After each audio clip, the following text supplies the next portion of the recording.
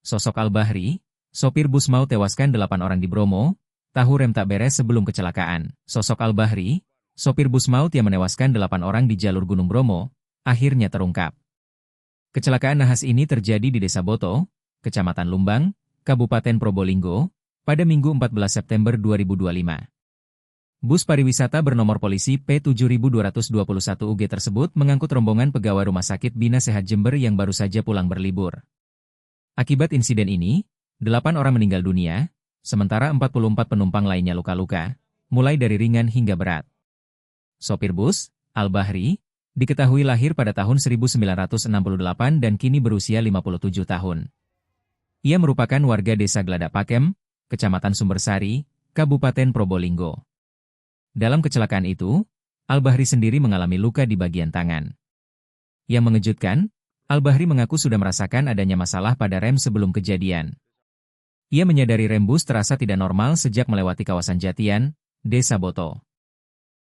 Namun, ia tetap melanjutkan perjalanan sambil berusaha menepi dan memberi tanda bahaya dengan membunyikan klakson.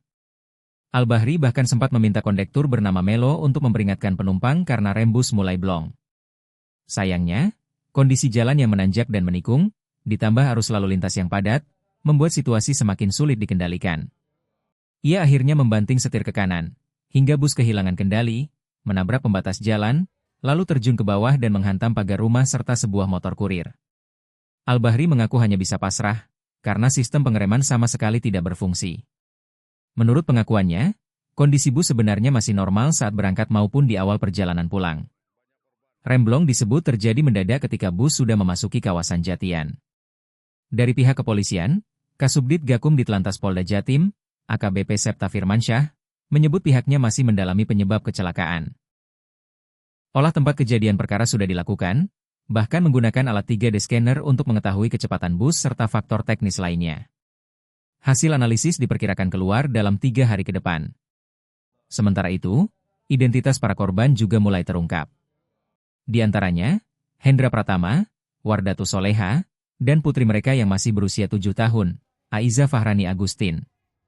Ketiganya merupakan keluarga kecil asal Jember yang bekerja di Rumah Sakit Bina Sehat. Selain itu, ada pula korban lain, yakni Hesti Purbawedamaya, seorang ahli gizi, Arti Wibowati, perawat bagian cuci darah, serta beberapa penumpang lain dari rombongan yang sama.